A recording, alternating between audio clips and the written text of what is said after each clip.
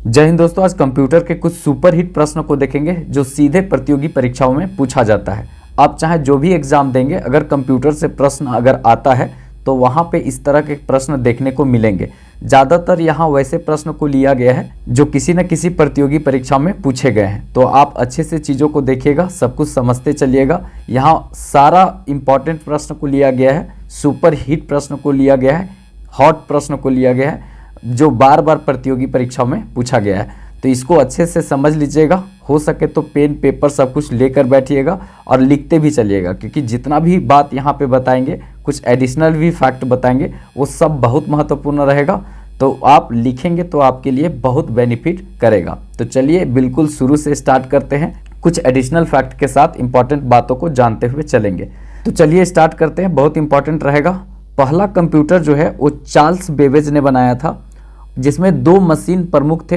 एक मशीन यहाँ पे पहला जो था डिफरेंस इंजन और दूसरा था एनालिटिकल इंजन। तो चार्ल्स बेबेज को फादर ऑफ कंप्यूटर इसलिए बोलते हैं क्योंकि पहले जो है इन्होंने दो मशीन बनाया था। एक था डिफरेंस इंजन और एक था आपका एनालिटिकल इंजन। तो ये दो इंजन इन्होंने बनाया था। इनको जो है फादर ऑफ कंप्यूटर कहा जाता है। मदर ऑफ कंप्यूटर किसे कहा जाता है आप लोग बताइएगा, ठीक है, कमेंट बॉक्स में। नेक्स्ट देखते हैं, बहुत इंपॉर्टेंट रहेगा। प्रथम गणना मशीन अबेकस को कहा जाता है। किसको कहा जाता है? अबेकस को कहा जाता है। प्रथम गणना मशीन अबेकस को कहा जाता है। ये सब सीधे पूछा जाता है, एकदम ध्यान में रखिएगा और अच्छे से लिखते भी चलिएगा। बहुत इंपॉर्टेंट क्वेश्चन है ये। कंप्यूटर साक्षरता दिवस जो है वो 2 दिसंबर को मनाया जाता है। इसको याद रखिएगा, कंप्यूटर साक्षरता दिवस 2 दिसंबर को मनाया जाता है। और विश्व कंप्यूटर सुरक्षा दिवस जो है वो 30 नवंबर को मनाया जाता है। ये ध्यान में रखिएगा। कंप्यूटर साक्षरता दिवस अगर बोले तो 2 दिसंबर को मनाया जाता है, और कंप्यूटर सुरक्षा दिवस पूछा जाए तो ये 30 नवंबर को मनाया जाता है। तो इसको ध्यान में रखिएगा, बहुत अच्छा क्वेश्चन पूछा जा सकता है। नेक्स्ट और बहुत इंपॉर्टेंट है, बिना तार का जो माउस था और कीबोर्ड था उसका विकास 2003 ईस्वी में हुआ। बिना तार का माउस और कीबोर्ड का विकास कब हुआ था? 2003 ईस्वी में हुआ था। कीबोर्ड जो बनाए थे किसने बनाया था? क्रिस्टोफस सोलेस, ठीक है, क्रिस्टोफस सोलेस ने बनाया था। अगर माउस का बात करें तो माउस का जो बनाने का काम किए थे डगलस इंजेडवर्ड, ठीक है, डगलस इंजेडवर्ड जो है इन्होंने क्या बनाया था? माउस बनाया था। और क्रिस्टोफस सोलेस क्या बनाए थे? तो वो कीबोर्ड बनाए थे।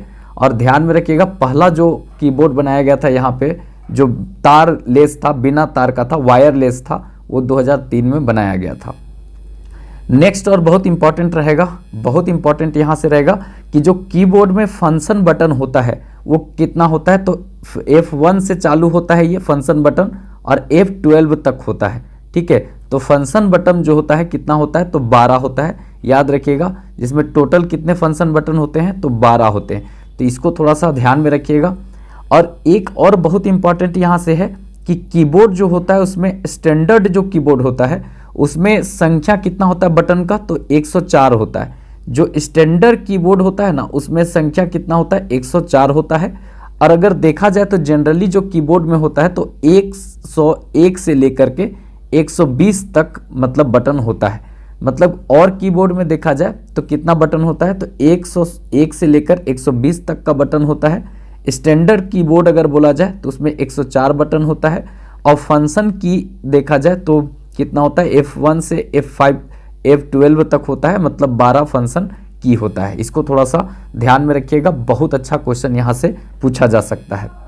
अगर वीडियो अच्छा लगे तो लाइक जरूर कर दीजिएगा। अगर इस तरह का सीरीज और चाहिए आप लोग को तो एक लाइक कीजिएगा और कमेंट में ज़रूर बताइएगा कि इसको कंटिन्यू रखिए, तो हम कंटिन्यू रखेंगे। आप लोग का लाइक और अगर आप लोग सब्सक्राइब करते तो ये दोनों बहुत प्यार दिखता है, तो इसी से हम मोटिवेट होकर के और वीडियो आप लोग तक लाते हैं। कुल मिलाकर आप लोग का लाइक और सब्सक्राइब जो है ना वो हमारा एक ऊर्जा है, ठीक है। अब आप पर डिपेंड करता है आप कितना सपोर्ट करते हैं। नेक्स्ट देखते हैं, बहुत इंपॉर्टेंट रहेगा यहाँ से। कंप्यूटर में कॉम्बिनेशनल की, जिसको हम लोग हिंदी में बोलते हैं संयोजक कुंजी, जो जोड़ने वाला एक प्रकार की कुंजी होता है, तो वो कितने होते हैं? तो ध्यान में रखिएगा, वो 3 होते हैं। कितने होते हैं? पूरा 3 होते हैं। एक होता है कंट्रोल, फिर एक होता है अल्ट और उसके बाद एक होता है शिफ्ट। तो याद रखिएगा कंट्रोल, अल्ट और शिफ्ट ये जो है किस तरह का कुंजी है, तो ये कॉम्बिनेशनल कुंजी है, मतलब कॉम्बिनेशनल की है जिसको संयोजक कुंजी कहा जाता है, मतलब जोड़ने वाली कुंजी कहा जाता है। जैसे कि कोई भी बटन को आप लोग कंट्रोल के साथ प्रेस करते हैं, या तो अल्ट के साथ प्रेस करते हैं, या तो शिफ्ट के साथ प्रेस करते हैं, तो इस तरह से कॉम्बिनेशनल की है, मतलब इसके बिना जो है वो काम नहीं करेगा। तो आपसे सीधा क्वेश्चन पूछेगा कि कॉम्बिनेशनल की कौन है, तो अल्ट, उसके बाद कंट्रोल और उसके बाद शिफ्ट है, यही तीन होता है कॉम्बिनेशनल की। इसके बाद टॉगल की भी इंपॉर्टेंट है। नेक्स्ट देखते हैं, ये कंप्यूटर में होता है टॉगल की। टॉगल की जो होता है वो बहुत इंपॉर्टेंट होता है। ये कितना होता है, तो ये वैसे होता क्या है टॉगल की, जैसे एक बार इसको प्रेस कीजिएगा तो ऑन हो जाएगा, दूसरे बार प्रेस कीजिएगा तो ऑफ हो जाएगा। मतलब एक ही बटन जो है ना दो तरह का काम करता है। मतलब कि आप उसको, जैसे देखिए मोबाइल में एक ऑन ऑफ करने वाला बटन होता है ना, उसको थोड़े देर के लिए मान लीजिए वो टॉगल की है। जैसे कि आपको पूरा मोबाइल को बंद करना है तो एक बटन प्रेस किए हुए रहते हैं तो फिर बंद हो जाता है, उसी को प्रेस करते हैं तो फिर ऑन हो जाता है। तो टॉगल की वैसा ही होता है। एक जो मतलब की होता है वो दो तरह का वर्क डायरेक्टली करता है, एक बार दबाइएगा तो ऑन हो जाएगा, एक बार दबाइएगा तो ऑफ हो जाएगा। तो ये दो तरह का होता है, मतलब ध्यान में रखिएगा। नंबर लॉक इसको बोलते हैं, ठीक है, नॉमरिकल लॉक, जिसमें एक बार प्रेस कीजिएगा तो नंबर लॉक हो जाएगा, एक बार प्रेस कीजिएगा तो ऑन हो जाएगा। तो ये होता है नॉमरिकल की, याद रखिएगा, जिसको कहते हैं नंबर लॉक। और एक होता है कैप्स लॉक, ठीक है, एक होता है कैप्स लॉक। तो दो ही तरह का टॉगल की होता है, ठीक है। कॉम्बिनेशनल की कितना होता है, 3 होता है, और टॉगल की कितना होता है, तो 2 होता है। टॉगल की 2 होता है, कॉम्बिनेशनल की कितना होता है, तो याद रखिएगा 3 होता है। कॉम्बिनेशनल की 3 होता है, और कौन कौन होता है, तो ये कंट्रोल, अल्ट और शिफ्ट। और अगर टॉगल की पूछा जाए तो 2 होता है, नंबर लॉक, कैप्स लॉक, ये 2 क्या होता है, तो टॉगल की होता है। बहुत इंपॉर्टेंट रहेगा, याद रखिएगा ये सब। नेक्स्ट देखते हैं, बहुत इंपॉर्टेंट रहेगा। भारत का पहला सुपर कंप्यूटर का निर्माण सीडेक कंपनी ने किया था। भारत का पहला सुपर कंप्यूटर सीडेक कंपनी ने बनाया था, याद रखेंगे। इसका नाम था परम 8000, परम 8000 इसका नाम था, याद रखना है। यहाँ पे पुणे में ये बनाया गया था, ठीक है, सीडेक कंपनी पुणे में बनाई थी इसको। और ये जो है इसका नाम था परम 8000, ये पहला सुपर कंप्यूटर था, भारत ने 1991 में बनाया था, ठीक है, भारत ने 1991 में बनाया था। और सुपर कंप्यूटर का जनक किनको कहा जाता है भारत में, तो सुपर कंप्यूटर का जनक भारत में देखा जाए तो विजय भटकर को कहा जाता है। तो 3-4 बात याद रखिएगा। सुपर कंप्यूटर जो है सबसे पहले भारत में किसने निर्माण किया था, सीडेक कंपनी ने। कौन सी कंपनी, सीडेक कंपनी ने इसका निर्माण किया था। क्या नाम था कंप्यूटर का, तो वो सुपर कंप्यूटर का नाम था परम 8000, और ये पुणे में बनाया गया था। कब बनाया गया था, 1991 में बनाया गया था। और सुपर कंप्यूटर के जनक भारत में सुपर कंप्यूटर के जनक कौन है, तो विजय भटकर हैं। बहुत इंपॉर्टेंट रहेगा सुपर कंप्यूटर से भारत में। लेकिन विश्व में इसके आगे हम बताएंगे, यहीं पर बहुत इंपॉर्टेंट रहेगा। 1964 में क्रे कंपनी बनाई थी पहला विश्व का सुपर कंप्यूटर, वो नीचे आ रहा है, ठीक है। बहुत इंपॉर्टेंट यहाँ पर है, देखा जाए तो भारत में सूचना क्रांति के जनक किनको कहा जाता है, तो राजीव गांधी को कहा जाता है। भारत में सूचना क्रांति के जनक किसको कहा जाता है, राजीव गांधी को कहा जाता है। तो याद रखिएगा, बहुत इंपॉर्टेंट रहेगा। Father of digital India architecture किनको कहा जाता है, आर्किटेक्चर किनको कहा जाता है, तो राजीव गांधी को कहा जाता है। तो याद रखिएगा, बहुत इंपॉर्टेंट यहाँ से क्वेश्चन बनेगा। राजीव गांधी को सूचना क्रांति का जनक भारत में कहा जाता है। इंपॉर्टेंट, ये बहुत इंपॉर्टेंट इसलिए है क्योंकि विश्व में प्रथम सुपर कंप्यूटर का बात यहाँ पर करेंगे। इसके पहले हम भारत में सुपर कंप्यूटर का बात किए थे, अब ये विश्व में। देखिए, फादर ऑफ सुपर कंप्यूटर किनको कहा जाता है, सैमोर क्रे। भारत में सुपर कंप्यूटर का जनक विजय भटकर, अब विश्व में सुपर कंप्यूटर का जनक जो है सैमोर क्रे को कहा जाता है। और क्रे कंपनी ने सबसे पहले सुपर कंप्यूटर बनाया था 1964 ईस्वी में, पहली बार ये बनाया गया था। तो ध्यान में रखेंगे पहला सुपर कंप्यूटर 1964 ईस्वी में बना था, क्रे कंपनी ने बनाई थी। और देखेंगे तो सुपर कंप्यूटर के फादर कौन है, सैमोर क्रे, ठीक है, सैमोर क्रे। भारत में विजय भटकर, विश्व में सैमोर क्रे। पहला सुपर कंप्यूटर भारत में बनाया था कौन, सी डैक कंपनी ने। और अगर देखा जाए तो विश्व में पहला सुपर कंप्यूटर किसने बनाया था, क्रे कंपनी ने। विश्व में सुपर कंप्यूटर पहला बना था 1964 में, और भारत ने कब बनाया था, 1991 ईस्वी में। तो इसको याद रखिएगा, बहुत अच्छा क्वेश्चन यहाँ से सीधा पूछा जा सकता है।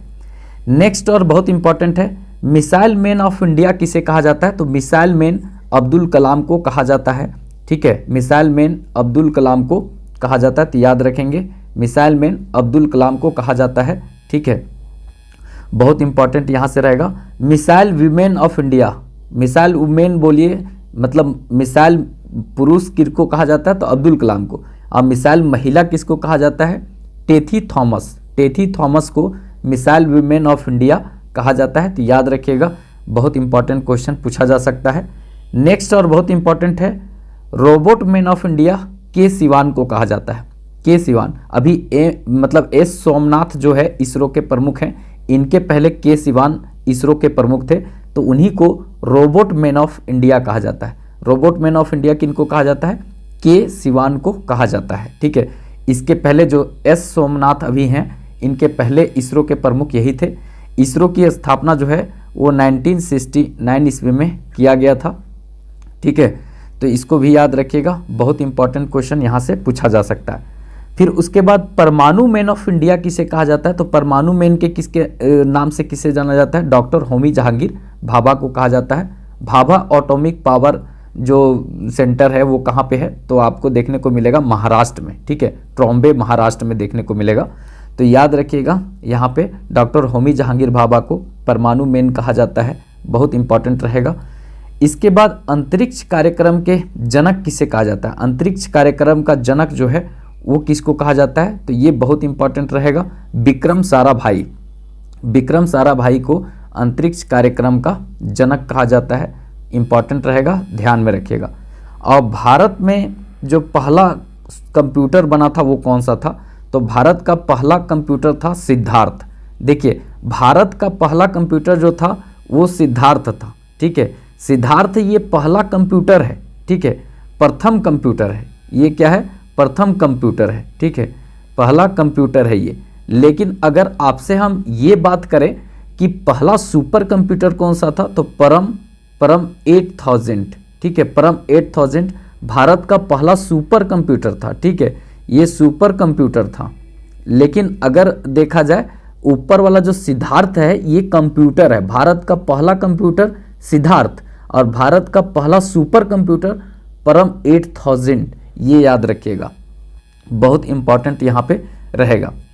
नेक्स्ट और बहुत इंपॉर्टेंट है, यहाँ पे आगे देखते हैं, कंप्यूटर में सबसे कम जो शक्तिशाली होता है वो माइक्रो कंप्यूटर होता है। ऐसे भी माइक्रो मतलब छोटा होता है, तो ये माइक्रो कंप्यूटर सबसे कम शक्तिशाली होता है। और देखा जाए तो सबसे शक्तिशाली जो है अभी होता है सुपर कंप्यूटर। सबसे शक्तिशाली कौन सा है, सुपर कंप्यूटर, और सबसे कम शक्तिशाली कौन सा है, तो माइक्रो कंप्यूटर। याद रखिएगा, यहाँ से सिंपल क्वेश्चन पूछा जा सकता है। चलिए आगे देखते हैं, बहुत इंपॉर्टेंट रहेगा। फर्स्ट जनरेशन कंप्यूटर जो है वो वैक्यूम ट्यूब पर आधारित था। याद रखिएगा, वैक्यूम ट्यूब पर कौन सा आधारित था, फर्स्ट जनरेशन ऑफ कंप्यूटर, याद रखिएगा। और इसमें जो है इस जनरेशन में आप देखेंगे तो एनियक और यूनिवैक कंप्यूटर का विकास हुआ था। तो आपसे क्वेश्चन पूछा जाएगा एनियक और यूनिवैक कंप्यूटर का विकास कब हुआ था, तो ये दोनों कंप्यूटर का विकास फर्स्ट जनरेशन में हुआ था। और फर्स्ट जनरेशन कैसा वर्क था, कैसा वर्क करता था या किस आधार पर वर्क करता था, तो वैक्यूम ट्यूब के आधार पर वर्क करता था। इसको थोड़ा सा ध्यान में रखिएगा। नेक्स्ट और बहुत इंपॉर्टेंट है सेकेंड जनरेशन। तो सेकेंड जनरेशन जो है वो पूरी तरीका से ट्रांजिस्टर पर आधारित था। किस पर आधारित था, ट्रांजिस्टर पर आधारित था। और ट्रांजिस्टर का निर्माण किसने किया था, शोकले ने निर्माण किया था। और इसको साथ दिया था कौन, जॉन बार्डिन, ठीक है, शोकले ने निर्माण किया था और इनको साथ दिया था जॉन बार्डिन। तो आप कह सकते हैं शोकले और जॉन बार्डिन ने ट्रांजिस्टर का निर्माण किया था। और ये जो है कोबोल और फोर्टोन, ये दोनों भाषा यहाँ पर विकास हुआ था सेकेंड जनरेशन में। कोबोल अगर देखेंगे ना तो ये कॉमन बिजनेस ओरिएंटल लैंग्वेज है, मतलब ये बिजनेस से संबंधित भाषा है कोबोल। और फोर्टोन जो है ना वो गणितीय गणना के लिए इम्पॉर्टेंट होता है, प्लस मल्टीपल, जोड़ घटा गुना, फोर्टोन इम्पॉर्टेंट रहेगा यहाँ से, याद रखिएगा। तो कोबोल और फोर्टोन ये दो भाषा का विकास जो है सेकेंड जनरेशन में हुआ था। और सेकेंड जनरेशन जो है वो ट्रांजिस्टर पर आधारित था, याद रखिएगा। और इसका निर्माण जो है सोकेल और जॉन बार्डिन ने किया था, बहुत इंपॉर्टेंट रहेगा। इसके बाद नेक्स्ट देखते हैं, बहुत आगे इंपॉर्टेंट और है। थर्ड जनरेशन में देखा जाए तो ये आईसी चिप पर आधारित था। आईसी मतलब इंटीग्रेटेड सर्किट पर आधारित था, यहाँ पर इसका प्रयोग हुआ था, ठीक है। अगर इस जनरेशन में देखेंगे, थर्ड जनरेशन में क्या क्या का विकास हो चुका था या आ चुका था, तो आप देखेंगे तो जैसे एक रोम है, रैम है, मतलब देखने को मिलेगा। उसके बाद कीबोर्ड यहाँ पर विकास हो चुका था। इसके बाद माउस का हो चुका था। इसके बाद मॉनिटर का हो चुका था, ठीक है। तो याद रखिएगा, रोम रैम दोनों हो जाएगा, कीबोर्ड हो जाएगा, माउस हो जाएगा और मॉनिटर। मॉनिटर जो है वो आउटपुट डिवाइस है ये, फिर उसके बाद माउस इनपुट है और कीबोर्ड भी इनपुट डिवाइस है, ठीक है। तो इसको भी थोड़ा सा याद रखिएगा, बहुत इंपॉर्टेंट यहाँ से क्वेश्चन पूछा जा सकता है। नेक्स्ट और बहुत इंपॉर्टेंट है, फोर्थ जनरेशन जो कंप्यूटर था इसमें माइक्रो प्रोसेसर का यहाँ पे प्रयोग हुआ था। तो सबसे पहले माइक्रो प्रोसेसर का प्रयोग हुआ था फोर्थ जनरेशन ऑफ कंप्यूटर में। और इस पीढ़ी में देखा जाए तो पूरी तरीक़ा से माइक्रोसॉफ्ट विंडोज़ आया था। तो याद रखिएगा, माइक्रोसॉफ्ट विंडोज़ आया था। अब माइक्रो प्रोसेसर का सबसे पहले प्रयोग फोर्थ जनरेशन में हुआ था, ठीक है। माइक्रोसॉफ्ट विंडो, माइक्रोसॉफ्ट किसकी कंपनी है? बिल गेट्स की कंपनी है। तो एक प्रकार से बिल गेट्स का यहाँ पे बहुत बड़ा रोल रहेगा, तो इसको भी याद रखिएगा। नेक्स्ट और बहुत इंपॉर्टेंट है, यहाँ पे देखा जाए तो फिफ्थ जनरेशन कंप्यूटर में ये अल्ट्रा लार्ज स्केल, ठीक है, इंटीग्रेशन पर ये आधारित था। अल्ट्रा लार्ज स्केल इंटीग्रेशन पर ये आधारित था पूरी तरीक़ा से। और इसमें अगर देखा जाए तो क्या क्या चीज़ का विकास हो चुका था, मतलब क्या क्या यहाँ पे 5 जनरेशन में आ चुका था। तो जनरली देखेंगे तो लैपटॉप जो हम लोग उपयोग करते हैं, ठीक है, वो भी आ चुका था। पाम टॉप जिसको हाथ में लेकर के यूज करते हैं, पाम टॉप भी आ चुका था, इसका भी विकास हो चुका था, ठीक है। इसके बाद पूरी तरीक़ा से यहाँ पे देखा जाए तो इस तरह से बहुत सारे चीज़ों को यहाँ पर विकास हो चुका था। सुपर कंप्यूटर भी यहाँ पर आ चुका था, ठीक है। तो याद रखिएगा, पाम टॉप, लैपटॉप और सुपर कंप्यूटर का विकास फिफ्थ जनरेशन में हुआ था। और यहाँ पर अल्ट्रा लार्ज स्केल इंटीग्रेशन का प्रयोग हुआ था, मतलब सबसे पहले यहाँ पे उपयोग हुआ था। तो इसको थोड़ा ध्यान में रखिएगा, बहुत इंपॉर्टेंट रहेगा यहाँ से। अगर अच्छा लग रहा होगा वीडियो तो एक लाइक जरूर कर दीजिएगा, क्योंकि आप लोग का एक लाइक जो है ना वो बहुत अंदर से मोटिवेशन देता है, ऊर्जा देता है, ठीक है। चलिए आगे देखते हैं, बहुत इंपॉर्टेंट रहेगा यहाँ पे। नेक्स्ट देखते हैं 6th जनरेशन ऑफ कंप्यूटर। देखिए इस 6th जनरेशन में ना अभी तक तो वैसा नहीं, अब आ रहा है धीरे धीरे, क्योंकि यहाँ पर 6th जनरेशन जो है वो पूरी तरीक़ा से देखा जाए तो मतलब AI पर आधारित होगा, पूरी तरीक़ा से AI पर आधारित होगा, आर्टिफिशियल इंटेलिजेंट पर आधारित होगा। मतलब कि चौक चौराहा में अब आदमी नहीं, आपको देखने को मिलेगा क्या, रोबोट। हर जगह अब सब काम रोबोट से होगा। जैसे बड़े बड़े होटल में देखेंगे तो मतलब जो खाना खिलाने का भी काम अब रोबोट करेगा लोग। उसके बाद मतलब चौक चौराहा पर पुलिसमैन का भी काम रोबोट करेगा। उसके बाद देखेंगे तो न्यूज़ पढ़ने के लिए भी अब रोबोट का काम किया जाएगा। तो 6th जनरेशन जब आ जाएगा ना तो आदमी का ज़्यादातर वर्क जो है वो AI करने लगेगा, आर्टिफिशियल इंटेलिजेंट करने लगेगा। आर्टिफिशियल इंटेलिजेंट कहने का मतलब सिंपल सा हुआ, ये रोबोट करेगा, ठीक है। और ये 6th जनरेशन में बहुत ज़्यादा देखने को मिलेगा। आज से 5 साल 8 साल के बाद अब देखेंगे तो पूरी तरीक़ा से आपको AI का मतलब दौर देखने को मिलेगा। पूरे तरीक़ा से आर्टिफिशियल इंटेलिजेंट जो है वो आपको देखने को मिलेंगे। हो सकता है आपके साथ घूमते चलने के लिए भी ये सब इकट्ठा हो, ठीक है, ऐसा स्थिति हो जाएगा। आप 10 साल पहले देखिए, पीछे जाइए, 20 साल पीछे जाइएगा तो देखिए टेक्नोलॉजी कितना पीछे थी, और आज का टेक्नोलॉजी देखिए कितना आगे बढ़ गई है। तो 10 साल आने वाला जो होगा वो कैसा होगा सोच लीजिए आप, तब कहाँ होगा दुनिया, ये सोच लीजिए। तो इस तरह का स्थिति यहाँ देखने को मिलेगा।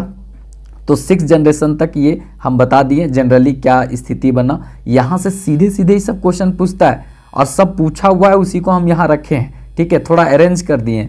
नेक्स्ट देखते हैं, बहुत इंपॉर्टेंट रहेगा, कंप्यूटर बाइनरी लैंग्वेज को समझता है, ठीक है। कंप्यूटर किस भाषा को समझता है? बाइनरी लैंग्वेज को समझता है, जो 0 और 1 के क्रम में होता है। किस में होता है? 0 और 1 के क्रम में होता है बाइनरी डिजिट। कंप्यूटर का जो बाइनरी डिजिट होता है वो 0 और 1 के क्रम में होता है। इसको बीट भी कहा जाता है, कोई लोग इसको बीट भी कहते हैं, मतलब कंप्यूटर की सबसे छोटी इकाई को बीट कहा जाता है। तो ये 0 और 1 के क्रम में होता है। इसके बारे में हम आगे डिटेल से और बताएंगे, ठीक है।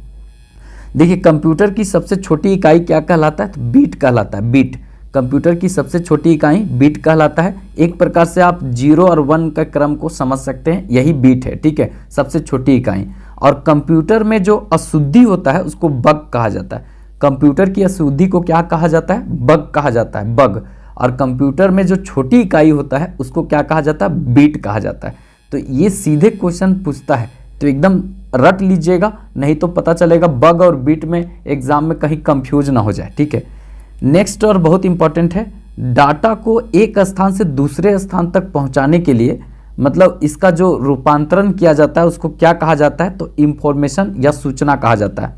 डाटा को एक स्थान से दूसरे स्थान तक पहुंचाने के लिए जो स्वरूप होता है उसको सूचना कहा जाता है, या तो इंग्लिश में बोलेंगे तो इंफॉर्मेशन कहा जाता है। तो ये भी क्वेश्चन पूछता है, तो इसको थोड़ा ध्यान में रखिएगा। नेक्स्ट देखते हैं, बहुत इंपॉर्टेंट रहेगा, कंप्यूटर में प्रयुक्त आईसी चिप सिलिकॉन का बना होता है। मतलब कंप्यूटर में जो प्रयुक्त होता है आईसी चिप जो होता है वो किसका बना होता है? सिलिकॉन का बना होता है। भारत में सिलिकॉन वैली किसको कहा जाता है? तो याद रखेंगे बेंगलोर को कहा जाता है। भारत में सिलिकॉन वैली किसको कहा जाता है? तो बेंगलोर को कहा जाता है। तो इसको याद रखिएगा, बहुत इंपॉर्टेंट यहाँ से, ठीक है, मतलब क्वेश्चन पूछा जा सकता है। देखा जाए तो आईसी चिप का जो खोज किसने किया था या आविष्कार किसने किया था? तो जैक किल्वी ने आविष्कार किया था। तो याद रखिएगा जैक किल्वी ने इसका आविष्कार किया था। नेक्स्ट और बहुत इंपॉर्टेंट क्वेश्चन है यहाँ पे, सूचना प्रौद्योगिकी संशोधन अधिनियम, ठीक है, ये 2008 का है। सूचना प्रौद्योगिकी संशोधन अधिनियम, ठीक है, इंफॉर्मेशन टेक्नोलॉजी एक्ट कब का है? ये 2008 का है। और ये लागू कब हुआ? अगर ये क्वेश्चन पूछा जाए तो दिमाग में रखना है 27 अक्टूबर 2009 ईस्वी को लागू हुआ था। तो याद रखिएगा 27 अक्टूबर मतलब 2009 ईस्वी को ये लागू हुआ था इंफॉर्मेशन टेक्नोलॉजी एक्ट। और अधिनियम कब का है? 2008 का। तो ये भी सीधा क्वेश्चन बन सकता है। नेक्स्ट क्वेश्चन देखते हैं, बहुत इंपॉर्टेंट रहेगा, इंटरनेट की सहायता से उत्पादन और सर्विस खरीदना बेचना क्या कहलाता है? तो ई कॉमर्स कहलाता है। मतलब कि कोई भी आप सामान को ऑनलाइन प्लेटफॉर्म के जरिए बेच रहे हैं तो उसको ई कॉमर्स कहा जाता है, ठीक है। ई कॉमर्स किसको कहा जाता है? जो आप ऑनलाइन सामान को बेचते हैं, ठीक है। आप कोई भी सामान को मतलब फेसबुक पर रख दीजिए और उसके बाद वहाँ बोल दीजिए इसका इतना रेट है, और उसके बाद कोई उस कांटेक्ट करके खरीदा, तो इस तरह का जो खरीद बिक्री होता है ना उसको ई कॉमर्स कहा जाता है, ठीक है। इसके बाद नेक्स्ट बहुत इंपॉर्टेंट है, भारत की सबसे बड़ी ई कॉमर्स कंपनी जो है वो एम जंक्शन है, ठीक है, एम जंक्शन है, ठीक है, याद रखिएगा एम जंक्शन है। यहाँ पर इंपॉर्टेंट रहेगा, ये भारत की सबसे बड़ी मतलब ई कॉमर्स कंपनी है। और ये जो कंपनी है 2001 में बनी थी। कब बनी थी? 2001 में बनी थी। टाटा स्टील और एक देखेंगे तो यहाँ पर देखने को मिलेगा SAIL, Steel Authority of India. Tata steel और स्टील अथॉरिटी ऑफ इंडिया ये दोनों मिल करके एम जंक्शन, ठीक है, जंक्शन को यहाँ पे बनाई थी। तो एम जंक्शन कंपनी है, ये किसकी कंपनी है? तो टाटा स्टील और स्टील अथॉरिटी ऑफ इंडिया ये दोनों की संयुक्त कंपनी है। और ये कैसी कंपनी है? तो ई कॉमर्स की कंपनी है और भारत की सबसे बड़ी कंपनी है। अमेजोन देखेंगे तो वो पूरा अगर देखा जाए तो विश्व की सबसे बड़ी ई कॉमर्स कंपनी है एक प्रकार से। तो कुल मिलाकर ये भारत की सबसे बड़ी कंपनी है। तो इसको याद रखिएगा, बहुत इंपॉर्टेंट रहेगा। नेक्स्ट क्वेश्चन देखते हैं, बहुत इंपॉर्टेंट रहेगा, माइक्रो प्रोसेसर बनाने वाली पहली कंपनी इंटेल थी। कौन सी थी? इंटेल कंपनी थी जिसने माइक्रो प्रोसेसर बनाया था और उसका नाम दिया गया था माइक्रो प्रोसेसर 4004। याद रखेंगे, पहला माइक्रो प्रोसेसर जो है वो 4004 था और ये पहली बार बनाया गया था। तो याद रखिएगा माइक्रो प्रोसेसर 4004 था और ये पहला बनाया गया था इंटेल कंपनी के द्वारा। तो कोई भी आप लैपटॉप खरीदते हैं तो देखिएगा कोनवा में लिखा रहता है इंटेल, ठीक है, इंटेल प्रोसेसर। तो ये सबसे पहले माइक्रो प्रोसेसर यही कंपनी बनाई थी। नेक्स्ट देखते हैं, बहुत इंपॉर्टेंट रहेगा आईसीटी। आईसीटी का फुल फॉर्म क्या होता है? इंफॉर्मेशन एंड कम्युनिकेशनल टेक्नोलॉजी, ठीक है, इंफॉर्मेशन एंड कम्युनिकेशनल टेक्नोलॉजी। तो इसको याद रखिएगा, बहुत इंपॉर्टेंट यहाँ से क्वेश्चन पूछा जा सकता है। नेक्स्ट देखते हैं, बहुत इंपॉर्टेंट रहेगा, कंप्यूटर के मुख्य 6 भाग होते हैं, उसमें माउस, कीबोर्ड, मॉनिटर, उसके बाद सीपीयू, प्रिंटर और एक है स्पीकर। ये कंप्यूटर के मुख्य 6 भाग हैं। तो एकदम अच्छे से याद रखिएगा, कंप्यूटर के 6 भाग कौन सा है? माउस, कीबोर्ड, उसके बाद मॉनिटर, सीपीयू और उसके बाद प्रिंटर और स्पीकर। स्पीकर जो है आउटपुट डिवाइस है। उसके बाद देखेंगे तो प्रिंटर भी आउटपुट है। उसके बाद माउस जो है यहाँ पर क्या है? तो ये इनपुट है, कीबोर्ड इनपुट है और मॉनिटर आउटपुट है, ठीक है। जो डाटा है ना वो हम लोग कंप्यूटर के अंदर देते हैं ना तो वो इनपुट होता है, और जो कंप्यूटर हमको बाहर देता है वो होता है आपका आउटपुट। तो हम लोग जो इंफॉर्मेशन कंप्यूटर को दिए या जो कमांड दिए वो अंदर गया तो इनपुट, और जो कंप्यूटर हमको दिया वो बाहर आया तो आउटपुट, ठीक है, याद रखिएगा। नेक्स्ट और बहुत इंपॉर्टेंट है यूपीएस। यूपीएस का विस्तार रूप क्या है? ठीक है, अनइंटरप्टेड पावर सप्लाई। इसका फुल फॉर्म क्या होता है? Uninterrupted power supply. देखेंगे ना मॉनिटर वाला बड़का वाला कंप्यूटर, इस तरह से देखिए कंप्यूटर होता था, ये टेबल पर लगा हुआ है मान लेते हैं। तो यहाँ पर एक बगलवा में सीपीयू रखा रहता था, ठीक है, और इससे तार सीपीयू में गया हुआ है। एगो यहाँ पर देखेंगे तो ये टेबलवा के नीचेवा में एगो बैटरी जैसा रखा रहता था, यही है सी आपका देखेंगे यूपीएस। ये क्या है? यूपीएस। यूपीएस जो है ये क्या है? तो कुल मिला के अनइंटरप्टेड पावर सप्लाई है, मतलब कि बिना रुकावट के पावर सप्लाई करते रहेगा। जैसे आप कोई काम ही कंप्यूटर में कर रहे थे बैठकर, यहाँ पर पता चला लाइन में कट गया, तो लाइन कट गया तो सीपीयू तो चला जाएगा। तो आप जितना भी काम कर रहे होते हैं RAM में होता है, ठीक है, तो ये सेव नहीं था, कुल मिला के सब उड़ जाएगा। तो ये यूपीएस जो होता है ना वो आपको कुछ देर तक के लिए पावर देता है, कुल मिलाकर कुछ देर तक के लिए पावर बैटरी के रूप में काम करता है, जो आपको प्रोग्राम जो काम कर रहे हैं उसको सेव करने का मौका देता है। उसके बाद आप आराम से बंद कीजिए, तो आधा घंटा तक जैसा इसका क्षमता रहता है 15 मिनट 10 मिनट आपको बैकअप देता है, ठीक है। तो यही मतलब आपको देखने को मिलेगा, मतलब बहुत इंपॉर्टेंट यहाँ तक रहेगा, अनइंटरप्टेड पावर सप्लाई इसको कहते हैं यूपीएस, ठीक है। तो याद रखिएगा, बहुत इंपॉर्टेंट रहेगा यहाँ से। नेक्स्ट देखते हैं, बहुत इंपॉर्टेंट है, कंप्यूटर में बेसिक यूनिट नहीं होता है। कंप्यूटर में बेसिक यूनिट नहीं होता है, याद रखिएगा। नेक्स्ट देखते हैं, बहुत इंपॉर्टेंट रहेगा, सुपर कंप्यूटर का जो स्पीड होता है वो फ्लॉपी ऑपरेशन पर सेकेंड में मापा जाता है, ठीक है। तो फ्लॉपी ऑपरेशन पर सेकेंड में सुपर कंप्यूटर का स्पीड मापा जाता है, तो याद रखिएगा यहाँ पे। इसके बाद देखिए यूएसबी। यूएसबी का पूरा नाम क्या होता है? यूनिवर्सल सीरियल बस, ठीक है, यूनिवर्सल सीरियल बस। ये यूएसबी का नाम होता है, यूनिवर्सल सीरियल बस। आप देखे होंगे जो मोबाइल में आप लगाते हैं, मतलब पिन, देखा जाए तो मोबाइल में जो लगाने वाला पिन होता है वो किसी न किसी तरीका से जाके चार्जर से कनेक्ट होता है। तो वो जो केबल होता है ना, तो जो चार्जर में लगता है वो यूएसबी है, ठीक है। अगर आप सीपीयू देखेंगे तो सीपीयू इस तरह से रहता है, सीपीयू। तो ये जो सीपीयू में एक छेदा होता है इतना बड़ा सा, इसमें आप कोई भी केबल इसमें कनेक्ट करते हैं, तो जो केबल कनेक्ट होता है, माउस कनेक्ट होता है, कीबोर्ड जो कनेक्ट होता है ना, इस तरह का जितना भी आइटम एक प्रकार से ये मदरबोर्ड से डायरेक्ट कनेक्ट होता है। तो कुल मिलाकर ये जो जितना भी आप कनेक्ट किए वो क्या है? यूएसबी है, यूएसबी है। तो यूनिवर्सल सीरियल बस उसका फुल फॉर्म होता है, याद रखिएगा, बहुत इंपॉर्टेंट है। कुल मिलाकर देखा जाए तो मोबाइल में जो चार्जर के साइड में लगा रहता है केबल, वो होता है यूएसबी। नेक्स्ट और बहुत इंपॉर्टेंट है, यहाँ पे सीपीयू को 3 भागों में बांटा जाता है, ठीक है। सीपीयू को कितने भाग में बांटते हैं? 3 भाग में। तो कंप्यूटर का मस्तिष्क इसी को कहा जाता है, किसको? सीपीयू को। सीपीयू को कंप्यूटर का मस्तिष्क कहा जाता है, इसको 3 भाग में बांटा जाता है। Arithmetic logic unit. देखिए अर्थमेटिक लॉजिक यूनिट ये करता क्या है, मैथमेटिकल जो डाटा है उसका काम करता है, मतलब मैथमेटिकल गणना करने का काम कौन करता है, तो ये करता है अर्थमेटिक लॉजिक यूनिट। याद रखिएगा, बहुत अच्छा क्वेश्चन पूछा जा सकता है। एक पार्ट इसका होता है यहाँ पर कंट्रोल यूनिट। कंट्रोल यूनिट मतलब कंट्रोल करेगा। जैसे दो लोग झगड़ा कर रहा है तो बीचवा में एक मेडिएटर चल जाएगा, बोलेगा एकदम शांत शांत शांत शांत, पुलिस को बुला देंगे, ये कर देंगे, दोनों को खोपड़ी फोड़ देंगे। तो इस तरह का बीच में एक आदमी चल जाता है ना, तो वो कंट्रोल करता है दोनों को। और कभी कभी क्या होता है, वही धोआ जाता है ज़्यादा, दोनों साइड से पकड़ के उसी को धो देता है। पता चलता है कि वही उल्टा पिसा गया, बेचारा का कुछ नहीं दोष था, गया था छुड़ाने लेकिन पिटा के आ गया। तो कंट्रोल यूनिट जो होता है ना वही होता है बीच वाला। अगर ताकतवर रहा तो दोनों को बस में कर लेगा, और नहीं रहा तो फिर पता चलेगा पिटा जाएगा उल्टा।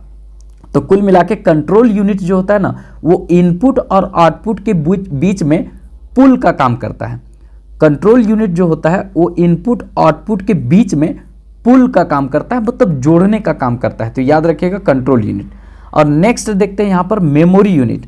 मेमोरी यूनिट जो होता है ना वो क्या करता है, स्टोरेज का काम यहाँ पर करता है। मेमोरी यूनिट स्टोरेज का काम करता है, याद रखिएगा, बहुत इंपॉर्टेंट रहेगा। नेक्स्ट और बहुत इंपॉर्टेंट है ALU।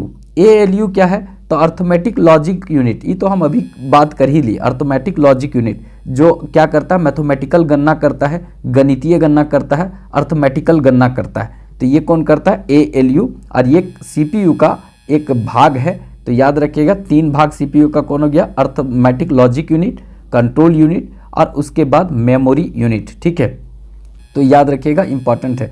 जितना भी बात होता है ना, जितना बता रहे हैं ना, वो सीधा सीधा क्वेश्चन पूछने वाला है।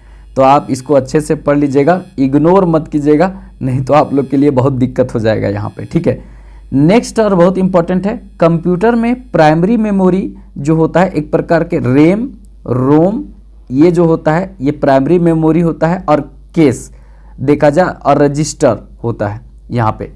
तो कौन सा हो गया, प्राइमरी मेमोरी, यहाँ पर रैम, ठीक है, RAM, ठीक है, उसके बाद रोम, ROM, ठीक है, उसके बाद कैश, और यहाँ पर रजिस्टर। ये यहाँ पर देखा जाए तो ये प्राइमरी मेमोरी होता है। रजिस्टर जो होता है यहाँ पर सबसे तेज होता है इस सब में से। ठीक है, तो याद रखिएगा। नेक्स्ट और बहुत इंपॉर्टेंट है सेकेंडरी मेमोरी, जो बाहर से लगाया जाता है। वैसे जनरली सेकेंडरी मेमोरी जो है वो बाहर से ही लगाया जाता है, जिसमें आप CD को बात कर सकते हैं। CD भी एक प्रकार से लगाते हैं, तो कुछ उसमें जो रहता है वो हम देखते हैं। तो CD जो है वो एक प्रकार से क्या है, सेकेंडरी मेमोरी जो बाहर से लगाते हैं। DVD, पहले के समय में DVD में फिल्म लगता था, एक कैसेट में 4-5 गो फिल्म रहता था। ठीक है, पता चलता था गांव में दिखाने के लिए, जब जिसके पास टीवी होता था तो एक ले आता था और उसके बाद दिखाता था, मतलब टिकट रखता था। उस समय हम लोग देखते थे तो 10-5 रुपया ऐसे करके टिकट रखता था। वैसे हम फिल्म कभी ज़्यादा नहीं देखते हैं, ठीक है, साउथ इंडियन कुछ कुछ फिल्म देखते हैं और उसके बाद ज़्यादा नहीं देखते हैं। ठीक है, तो DVD यहाँ पर ये भी हो गया आपका, जो देखा जाए सेकेंडरी मेमोरी हो गया यहाँ पे। इसके बाद हार्ड डिस्क ड्राइव, जितना भी हार्ड डिस्क ड्राइव या पेन ड्राइव अगर लगाते हैं तो ये भी क्या हो गया, सेकेंडरी मेमोरी हो गया। तो इसको याद रखिएगा, बहुत इंपॉर्टेंट रहेगा। CD, DVD, हार्ड डिस्क, ठीक है, और उसके बाद पेन ड्राइव, ये सब सेकेंडरी मेमोरी हो गया, जो हम कंप्यूटर में मतलब बाहर से लगाते हैं, याद रखिएगा। नेक्स्ट देखते हैं, बहुत इंपॉर्टेंट रहेगा, फ्लॉपी डिस्क की जो मेमोरी है वो सेकेंडरी मेमोरी के अंतर्गत आता है। तो याद रखेंगे, स्टोरेज का काम ये करता है, मतलब फ्लॉपी डिस्क की जो मेमोरी है वो सेकेंडरी मेमोरी के अंतर्गत आता है। तो आपसे कभी पूछेगा फ्लॉपी डिस्क कैसी मेमोरी है, सेकेंडरी मेमोरी है, और ये स्टोरेज का काम करता है। हालांकि सेकेंडरी मेमोरी में जितना होता है वो स्टोरेज का काम करता है। अब CD रहता है तो 1 गो फिल्म रहता था, DVD आया तो उसमें 4-5 गो फिल्म आता था, फिर उसके बाद पेन ड्राइव में खूबे सारा फिल्म भर के घूमल चलिए, कोई दिक्कत नहीं है। और हार्ड डिस्क ले लीजिए तो पूरा जितना भी यूनिवर्स में फिल्म है सब ओकरे में डाउनलोड कर लीजिए। ठीक है, तो इस तरह का स्थिति बनता है। नेक्स्ट देखते हैं, बहुत इंपॉर्टेंट रहेगा, कंप्यूटर का रोम एक हार्डवेयर होता है। यहाँ पर कंप्यूटर का रोम जो पार्ट है वो हार्डवेयर होता है। देखेंगे तो मदरबोर्ड पर ना ऐसे ऐसे लंबा लंबा लगा रहता है, ऐसे ऐसे मदरबोर्ड के ऊपर में लगा रहता है। मदरबोर्ड जो होता है प्रिंटेड सर्किट बोर्ड होता है, आप देखेंगे तो ग्रीन कलर का देखने को मिलेगा, कंप्यूटर के अंदर में होता है। तो इसी पर इस तरह से लगा रहेगा। तो रोम जो है वो हार्डवेयर होता है, तो याद रखिएगा। ठीक है, लाइट जाने पर देखेंगे तो डाटा सेव नहीं हो पाता है। अगर यहाँ पर देखा जाए तो अगर इस तरह से अगर आप काम कर रहे हैं और काम करते करते अगर लाइटवा चला गया तो उस तरह से भी डाटा सेव नहीं हो पाएगा। इसीलिए ना लगा रहता है मतलब अनइंटरप्टेड पावर सप्लाई UPS ये लगा रहता है, इसीलिए क्योंकि इस तरह से जो है डाटा आपको सेव करने का समय मिल जाएगा। नेक्स्ट क्वेश्चन देखते हैं, बहुत इंपॉर्टेंट रहेगा। कंप्यूटर शब्द की लंबाई बीट में मापी जाती है। कंप्यूटर शब्द की लंबाई बीट में मापी जाती है और ये कंप्यूटर में जो देखा जाए तो सबसे छोटा इकाई होता है, वो हम पहले भी बता चुके हैं। ठीक है, कंप्यूटर का जो लंबाई मापते हैं ये सबसे छोटा इकाई होता है। देखा जाए तो कंप्यूटर में 0 और 1 के क्रम में बाइनरी नंबर होता है। यहाँ पे उसमें 0 जो होता है, 0 यहाँ पर ये 0 है तो 0 का अर्थ होता है ऑफ। तो 0 का अर्थ क्या होता है, यहाँ पे ऑफ होता है, ऑफ। ठीक है, और इसके बाद देखेंगे तो 1 जो डिजिट होता है, एक 1 भी होता है, तो 1 का मतलब क्या होता है, ऑन। तो 0 का मतलब होता है ऑफ और मतलब इसके बाद 1 का मतलब होता है ऑन। तो याद रखिएगा, आप ऐसे भी 0 को कहता है तो लगता है मतलब कोई जैसे कहता है एकदम दिमाग 0 हो गया है का जी, मतलब ऑफ हो गया है का। तो इस तरह से याद रखिएगा, ऑफ का मतलब 0 और ऑन का मतलब एकदम एक नंबर, तो ए मतलब एक नंबर, याद रखिएगा। नेक्स्ट देखते हैं, बहुत इंपॉर्टेंट है। अल्फा न्यूमेरिकल जो होता है उसमें अंक, अक्षर और चित्र सभी आते हैं, याद रखेंगे। अल्फा और न्यूमेरिकल नंबर और उसके बाद अंक, चित्र, अक्षर दोनों इसमें है, इसीलिए अल्फा न्यूमेरिकल नाम है। जैसे इंग्लिश मतलब हिंदी और इंग्लिश दोनों होता है, उसी तरह से ये होता है अल्फा न्यूमेरिकल नाम ही है, तो इसमें अंक तो होगा, अक्षर होगा, चित्र सब होगा, तो याद रखिएगा। नेक्स्ट और बहुत इंपॉर्टेंट है OMR। OMR का तात्पर्य क्या होता है, मतलब क्या होता है, ऑप्टिकल मार्क रीडर। OMR जो होता है ऑप्टिकल मार्क रीडर है। ठीक है, तो कुल मिलाकर ये एक प्रकार का इनपुट डिवाइस होता है। Optical mark reader input device होता है। जैसे किसी पर आप क्लिक किए तो देखिए वो बार कोड को रीड करके अंदर ले जाता है, डाटा कंप्यूटर को दे देता है, तो आउटपुट आपका हो जाएगा इनपुट डिवाइस, याद रखेंगे। इसी तरह होता है OCR जो होता है यहाँ पर बहुत इंपॉर्टेंट रहेगा, ऑप्टिकल कैरेक्टर रीडर। ठीक है, OCR ऑप्टिकल कैरेक्टर रीडर होता है। ये भी क्या होता है, तो इनपुट डिवाइस होता है, ये भी इनपुट डिवाइस होता है, याद रखेंगे। बहुत इंपॉर्टेंट यहाँ पर रहेगा इनपुट डिवाइस। और एक यहाँ पर होता है BCR। ठीक है, bar code reader. Bar code reader भी एक इनपुट डिवाइस ही होता है। तो बार कोड रीडर हो या ऑप्टिकल कैरेक्टर रीडर हो या ऑप्टिकल मार्क रीडर हो, ये सब क्या होता है, इनपुट डिवाइस होता है। बहुत इंपॉर्टेंट रहेगा क्योंकि किसी चीज़ को आप स्कैन करता है, देखते होंगे वो रहता है यहाँ पर बंदूक जैसा मशीन, आप मॉल में जाएंगे तो देखेंगे ऐसे क्लिक करता है, वो सारा डाटा कहाँ चला गया, तो अंदर चला गया कंप्यूटर में। फिर वहाँ के बाद ऐसे टिपेगा बटन, उसके बाद आप कितना, आपकी बीबी कितना खरीदी, आप कितना खरीदे, आप तो नहीं खरीदेंगे तो खरीदेगी तो वाइफ ही खरीदेगी। बच्चा उच्चा गया तो वो सब अगर नहीं खरीद दीजिएगा तो पूरा मॉलवे में लेटना चालू कर देगा, एकदम सीढ़ी उड़ी उतर के नीचे तक आ जाएगा। तो उस तरह से मतलब स्थिति बनता है। तो कितना सब खरीदा और आपको खाली पेमेंट करना है। जैसे इंटर किया तो उधर एक प्रिंटर लगा रहता है, वो प्रिंटरवा से निकल जाएगा, वो आउटपुट डिवाइस है। तो कुल मिलाकर इस तरह का स्थिति यहाँ बनता है। नेक्स्ट और बहुत इंपॉर्टेंट है, देखिए आउटपुट डिवाइस और इनपुट डिवाइस में कम से कम ना आउटपुट डिवाइस याद कर लीजिए, इनपुट खुद ब खुद आपका हो जाएगा। ठीक है, कुछ आउटपुट डिवाइस है जो बहुत इंपॉर्टेंट है। जैसे आप देखेंगे तो यहाँ पर प्रिंटर जो है वो आउटपुट डिवाइस है। कुछ भी आप कंप्यूटर में बनाएं और उसको बाहर निकालना है तो आप उसको पेपर लगा दीजिए, प्रिंटर बाहर कर देगा वो जो छपा हुआ है, तो आउटपुट डिवाइस हो गया।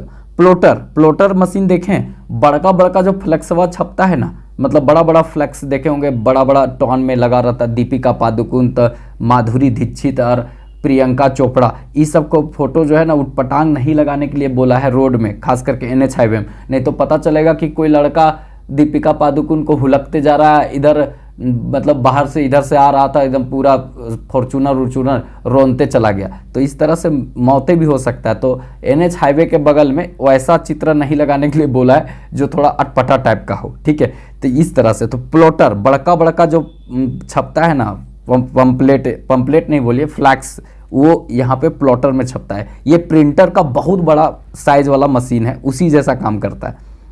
उसके बाद यहाँ पर मॉनिटर तो आप लोग देखिए आपका जो मोबाइल स्क्रीन है वो भी एक प्रकार का मॉनिटर है, लेकिन क्या है कि उसको टच करते तो अंदरों इंफॉर्मेशन दे देते हैं, ठीक है। तो ये हो गया। इसके बाद स्पीकर वो सब लोग लगा के रखता है, ठीक है, दोनों साइड लैपटॉप के बगल में भी रखता है या तो डेस्कटॉप के बगल में लगा के रखता है। फिर उसके बाद देखेंगे तो प्रोजेक्टर भी आउटपुट डिवाइस है। जैसे हम लोग पढ़ाते थे पहले, अब नहीं, अब तो डिजिटल बोर्ड आ गया। पहले के समय में डिजिटल बोर्ड नहीं था ना, तो होता था क्या कि यहाँ पर मतलब प्रोजेक्टर लगा दिया जाता था, तो प्रोजेक्टर के दीवालवा पर मार देते थे, उसके बाद उसमें समझाते थे, बच्चा सब देखता था, मतलब जितना भी लैपटॉप का इंफॉर्मेशन वो मतलब वॉल पर देते रहता था, तो ये प्रोजेक्टर हो गया, ठीक है। और उसके बाद जीपीएस देखेंगे तो ग्लोबल पोजिशनिंग सिस्टम, ठीक है, इसका फुल फॉर्म रहेगा। फिर उसके बाद बहुत इंपॉर्टेंट है साउंड कार्ड, ये भी मतलब यहाँ पर इंपॉर्टेंट रहेगा। ये सब क्या है तो आउटपुट डिवाइस है, तो याद रखिएगा। इसके बाद नेक्स्ट और बहुत इंपॉर्टेंट है GUI, ठीक है, GUI इससे आप नहीं समझिएगा, लेकिन ये समझ लीजिएगा ग्राफिकल यूजर इंटरफेस। देखिए ये सिस्टम को आप जैसे लैपटॉप यूज करते हैं, चाहे जो भी सिस्टम यूज करते हैं, तो एक प्रकार से सिंपल समझिए, एकदम सिंपल भाषा में, कि जो आपको मतलब दिखता है, मतलब जो आपको बहुत अच्छा आपका मतलब दिखाने का काम करता है, इन्फेस करने का काम करता है, आपको दिखाने का काम करता है, तो वो ग्राफिकल यूजर इंटरफेस ये जिसमें लगा रहता है ना, वो सिस्टम बहुत अच्छा वर्क करता है। ये ज़्यादातर गेमिंग वूमिंग वाला लोग लगा के रखता है, क्योंकि एकदम उसको दिखना चाहिए एकदम बहुत बढ़िया।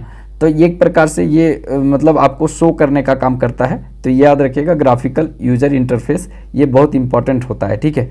तो इस तरह से जितना भी हम आपको बताएं यहाँ पे कंप्यूटर से संबंधित, आपको कैसा लगा हमको ज़रूर बताइएगा, फीडबैक कमेंट बॉक्स में ज़रूर दीजिएगा। और खाली कमेंट नहीं कीजिएगा, लाइक ज़रूर कीजिएगा। बहुत लोग खाली कमेंट करते, लाइक नहीं करते। लाइक करना पहले ज़रूरी है, ठीक है। आप लोग का लाइक अगर बहुत अच्छा रहेगा, देखेंगे कि सब लोग ने बहुत अच्छा सहयोग दिया है। लाइक कम से कम करने में तो कुछ जाता नहीं है, तो आपको कोई पैसा नहीं लगता है। अगर किसी का लगता होगा भाई तो मत लाइक कीजिएगा, लेकिन अगर नहीं लगता पैसा तो लाइक कीजिएगा ज़रूर, क्योंकि आप लोग का एक लाइक जो है ना वही मोटिवेट करता है वीडियो बनाने के लिए, ठीक है। बाकी चैनल सब्सक्राइब नहीं किए होंगे तो कर लीजिएगा चैनल सब्सक्राइब, और थोड़ा ज़रूरतमंद दोस्तों को शेयर भी कर दीजिएगा। अगर फीडबैक अच्छा रहा तो हम नेक्स्ट पार्ट इसका लेकर के आएंगे, ठीक है। तो चलिए फिर मिलेंगे नेक्स्ट वीडियो में, तब तक के लिए जय हिंद।